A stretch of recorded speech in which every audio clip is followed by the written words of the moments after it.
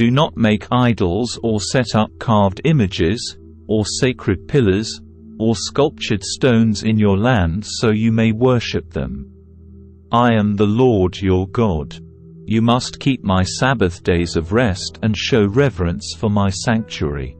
I am the Lord. If you follow my decrees and are careful to obey my commands, I will send you the seasonal rains.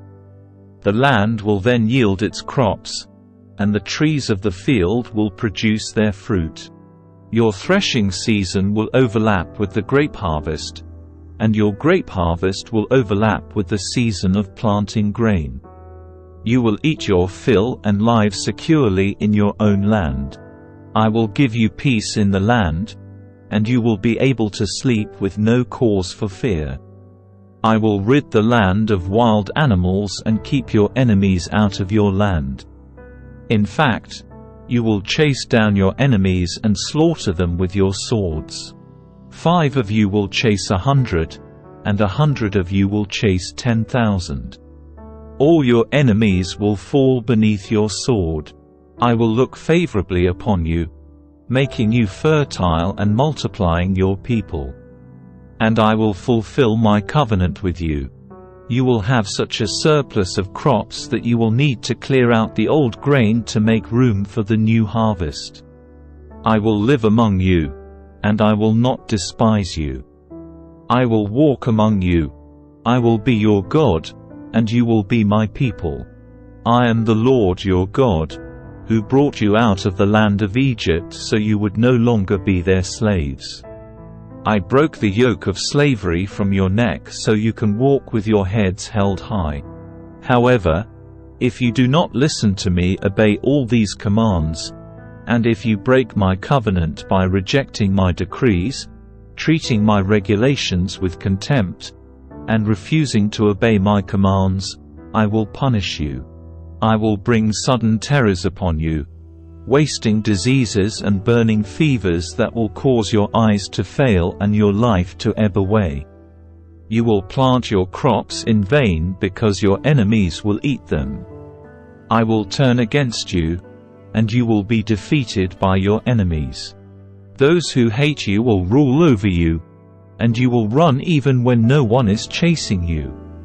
And if, in spite of all this, you still disobey me, I will punish you 7 times over for your sins.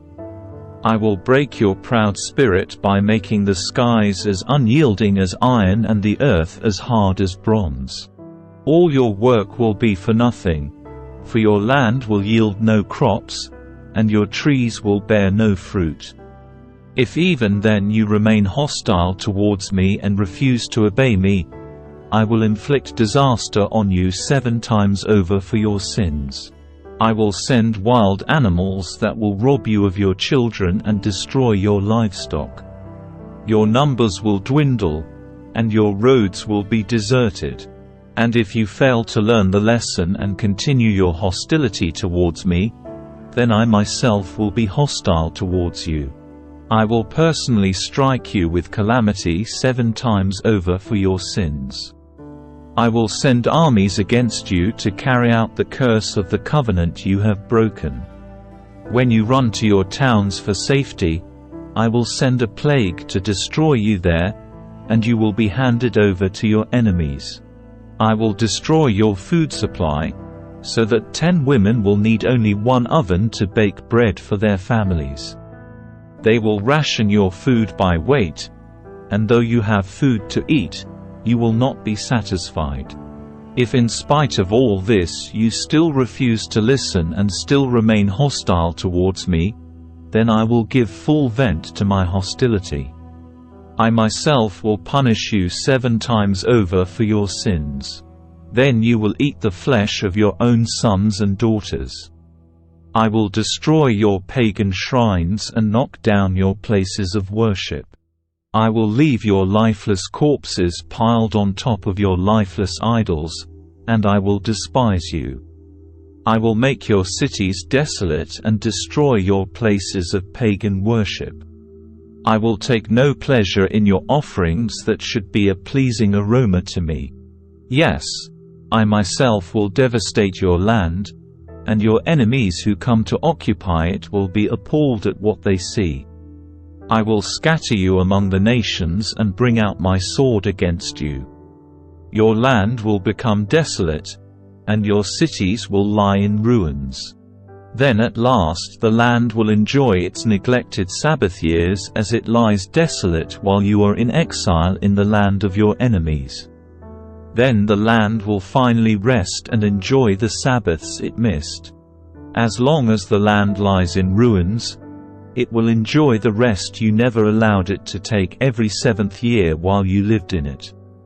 And for those of you who survive, I will demoralize you in the land of your enemies. You will live in such fear that the sound of a leaf driven by the wind will send you fleeing. You will run as though fleeing from a sword, and you will fall even when no one pursues you. Though no one is chasing you, you will stumble over each other as though fleeing from a sword. You will have no power to stand up against your enemies. You will die among the foreign nations and be devoured in the land of your enemies. Those of you who survive will waste away in your enemies' lands because of their sins and the sins of their ancestors. But at last my people will confess their sins and the sins of their ancestors for betraying me and being hostile towards me. When I have turned their hostility back on them and brought them to the land of their enemies, then at last their stubborn hearts will be humbled, and they will pay for their sins. Then I will remember my covenant with Jacob and my covenant with Isaac and my covenant with Abraham, and I will remember the land. For the land must be abandoned to enjoy its years of Sabbath rest as it lies deserted. At last the people will pay for their sins, for they have continually rejected my regulations and despised my decrees. But despite all this, I will not utterly reject or despise them while they are in exile in the land of their enemies. I will not cancel my covenant with them by wiping them out, for I am the Lord their God. For their sakes I will remember my ancient covenant with their ancestors, whom I brought out of the land of Egypt in the sight of all the nations, that I might be their God. I am the Lord. These are the decrees, regulations, and instructions that the Lord gave through Moses on Mount Sinai as evidence of the relationship between himself and the Israelites. The Lord said to Moses, "Give the following instructions to the people of Israel. If anyone makes a special vow to dedicate someone to the Lord by paying the value of that person, here is the scale of values to be used. A man between the ages of 20 and 60 is valued at 50 shekels of silver, as measured by the sanctuary shekel. A woman of that age is valued at 30 shekels of silver. A boy between the ages of 5 and 20 is valued at 20 shekels of silver. A girl of that age is valued at 10 shekels of silver. A boy between the ages of 1 month and 5 years is valued at 5 shekels of silver. A girl of that age is valued at 3 shekels of silver. A man older than 60 is valued at 15 shekels of silver. A woman of that age is valued at 10 shekels of silver. If you desire to make such a vow but cannot afford to pay the required amount, take the person to the priest. He will determine the amount for you to pay based on what you can afford. If your vow involves giving an animal that is acceptable as an offering to the Lord, any gift to the Lord will be considered holy. You may not exchange or substitute it for another animal. Neither a good animal for a bad one nor a bad animal for a good one. But if you do exchange one animal for another, then both the original animal and its substitute will be considered holy. If your vow involves an unclean animal, one that is not acceptable as an offering to the Lord, then you must bring the animal to the priest. He will assess its value, and his assessment will be final, whether high or low.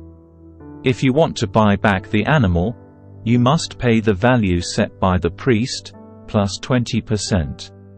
If someone dedicates a house to the Lord, the priest will come to assess its value. The priest's assessment will be final, whether high or low. If the person who dedicated the house wants to buy it back, he must pay the value set by the priest, plus 20%. Then the house will again be his. If someone dedicates to the Lord a piece of his family property, its value will be assessed according to the amount of seed required to plant it. 50 shekels of silver for a field planted with 220 liters of barley seed. If the field is dedicated to the Lord in the year of Jubilee, then the entire assessment will apply. But if the field is dedicated after the year of Jubilee, the priest will assess the land's value in proportion to the number of years left until the next year of Jubilee. Its assessed value is reduced each year. If the person who dedicated the field wants to buy it back, he must pay the value set by the priest, plus 20%. Then the field will again be legally his. But if he does not want to buy it back, and it is sold to someone else, the field can no longer be bought back. When the field is released in the year of Jubilee, it will be holy, a field specially set apart for the Lord. It will become the property of the priests. If someone dedicates to the Lord a field he has purchased but which is not part of his family property, the priest will assess its value based on the number of years left until the next year of Jubilee. On that day he must give the assessed value of the land as a sacred donation to the Lord. In the year of Jubilee, the field must be returned to the person from whom he purchased it, the one who inherited it as family property. All the payments must be measured by the weight of the sanctuary shekel, which equals 20 gerahs. You may not dedicate a firstborn animal to the Lord, for the firstborn of your cattle, sheep, and goats already belong to him. However, you may buy back the firstborn of a ceremonially unclean animal by paying the priest's assessment of its worth, plus 20%. If you do not buy it back, the priest will sell it at its assessed value. However, anything specially set apart for the Lord, whether a person, an animal, or family property, must never be sold or bought back. Anything devoted in this way has been set apart as holy, and it belongs to the Lord. No person specially set apart for destruction may be bought back. Such a person must be put to death. 1/10 of the produce of the land, whether grain from the fields or fruit from the trees, belongs to the Lord and must be set apart to him as holy. If you want to buy back the Lord's 10th of the grain or fruit, you must pay its value, plus 20%. Count off every 10th animal from your herds and flocks and set them apart for the Lord as holy. You may not pick and choose between good and bad animals, and you may not substitute one for another. But if you do exchange one animal for another, then both the original animal and its substitute will be considered holy and cannot be bought back. These are the commands that the Lord gave through Moses on Mount Sinai for the Israelites.